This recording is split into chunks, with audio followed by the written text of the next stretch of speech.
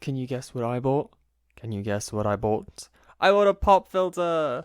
And hopefully that didn't actually explode the microphone. Yeah, I'm excited. It's on a monitor, not a monitor arm, it's on a microphone arm as well, which is really quite cool because it means I can kind of position it wherever the hell I want and then get up on the microphone. And hopefully because I can set it to the lower sensitivity setting, it will reduce background noise and all of that fun stuff, and I can say background noise without worrying about it popping and crackling.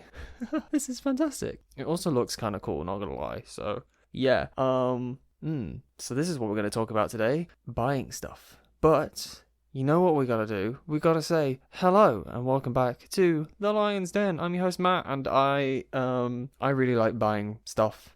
You know, not even like really expensive stuff, just stuff occasionally. I bought a hyacinth a couple of weeks back. I think I talked about that. Poor hyacinth is now completely dead. I think I was supposed to take the bulbs out and replant it, but I don't know. I don't know how to take care of plants. I'm surprised this one lasted as long as it did, to be perfectly honest. I'm normally very bad at keeping plants alive. I'm looking at said cactus that I bought like a couple months back now, actually. The top half is alive. The bottom half is dead. Don't know how that happened. But yeah, it happens. So let's talk about some random things that I've bought recently, and we'll see where we go from there. So, as many of you are probably aware, if you don't have Amazon Prime, you have to spend a minimum of £20 in the UK, and I think it's probably like $20 in America, or whatever the equivalent of £20 is in your country, to get free delivery, right? And it's only the standard free delivery, so if you go,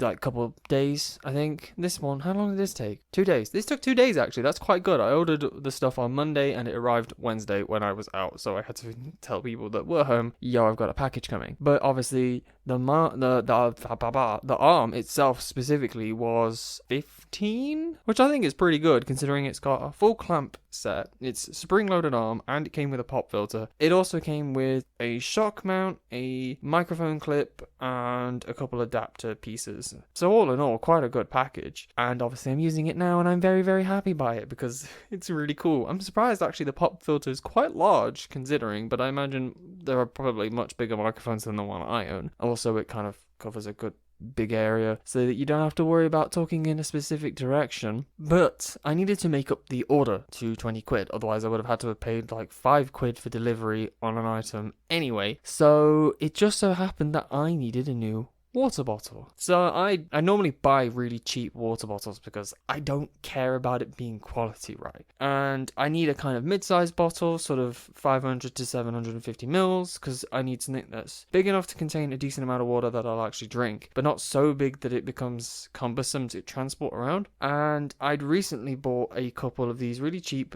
straw style ones. So they've got like a little straw in the inside that connects to a suction top at the top of the bottle that you can drink from, and they're really cool, really quite clever. They work really well until the mechanism breaks, and I don't understand why, but when you open and close the lid of these straw style bottles, it rotates a small valve. That's what allows water to flow. For some reason, the one I got, the valve had like done a 180, so that when you opened it, it restricted the flow, so it became completely useless. Long story short, I'm sick of buying those bottles because I've had a couple of them, and there's always been something else that's gone wrong in the past. Either the straw doesn't work, or the valve rotates like that one did, or something cracks. They're cheap, but they're annoying, and every time I have to go into town to specifically get another one of them, and they used to be £1, right? They used to be very cheap, so I kind of didn't care, but now they're £2.50, and that makes you think, yeah, not ideal. And the thing is, I went to town because of the whole car situation, so I thought, while I'm bussing in and out of town, I might as well stop on the way home and have a look if they've got anything that I would like. Despite the fact that they had multiple different variants and different options, none of them I wanted. They were either too big, metal, glass, or the aforementioned straw ones that break. So to Amazon we go. I needed something to make up this order because I'd been looking at this arm for a while now, and I thought, screw it, I'm just gonna look at water bottles and buy one, despite how expensive it might be. Yes, I paid £10 for a water bottle, but oh my goodness, I'm so happy because it looks really good quality. And I made sure to pick the specific style one. This one, the only moving part is the opening mechanism, and I pray that it's just springs so nothing can go wrong. Fingers crossed, something's probably going to go wrong. Oh well. This one, instead of being a straw style, is literally just a hole in the top of the lid. That's all it is. And you just tilt and drink. Nothing can break there in terms of the functionality of actually drinking out the bottle. If for some reason the mechanism of it popping open decides to break, the neck of the bottle is a lot smaller than the straw style ones, so you could in theory just open it and drink out of it that way. So I'm kind of hoping that it's foolproof and nothing will go wrong. Fingers crossed. Also, I could buy it in any color I wanted. They had like 10 to 15 different colors. I was amazed, and so I bought it in teal because teal is my favorite color. Yeah. We'll see how it goes. I really like the look of it. It seems really nice. It seems quite high quality, and hopefully I've picked the right one that's going to now last a good long while. We will see. Alongside buying random stuff, buying car parts. I'm excited now, although I probably shouldn't be excited because something is going to go wrong.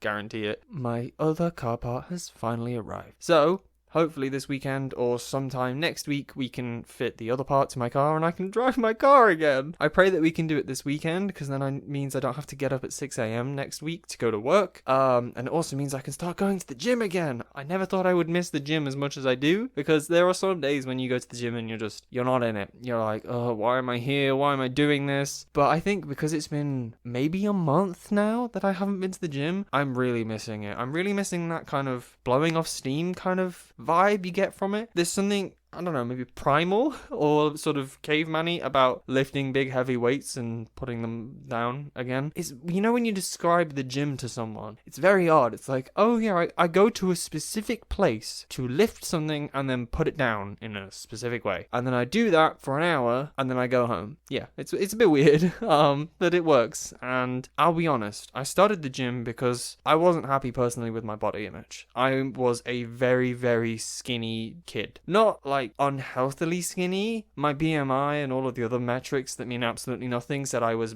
perfect, to be honest, but I didn't like it. My arms would not fill out a shirt sleeve at all. There'd be a significant volume just left free because I had very thin arms. My legs were decent because I walked everywhere and I played badminton for quite a part of my life. My chest was as flat as a pancake, as was everything else.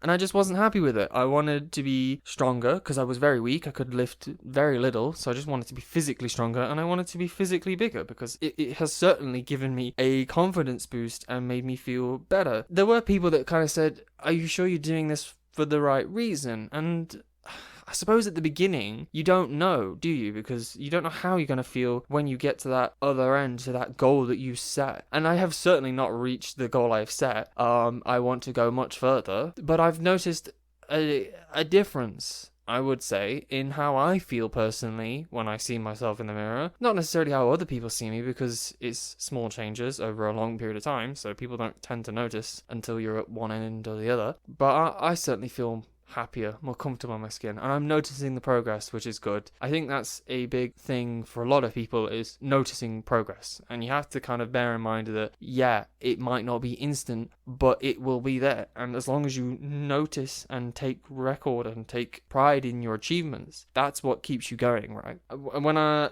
think for me the biggest thing is my weight has not gone up a significant amount. It's gone up 3-4 kilograms since I started, but I've noticed the amount I actually physically lift has gone up dramatically. I think the biggest thing for me, because it's easy, right, is legs. Leg exercises, you can jump weight really quickly because your legs are really strong just from the get-go. You walk on your legs, right, so they're going to be strong. I started out deadlifting 16 odd kilograms, which is a kettlebell, right?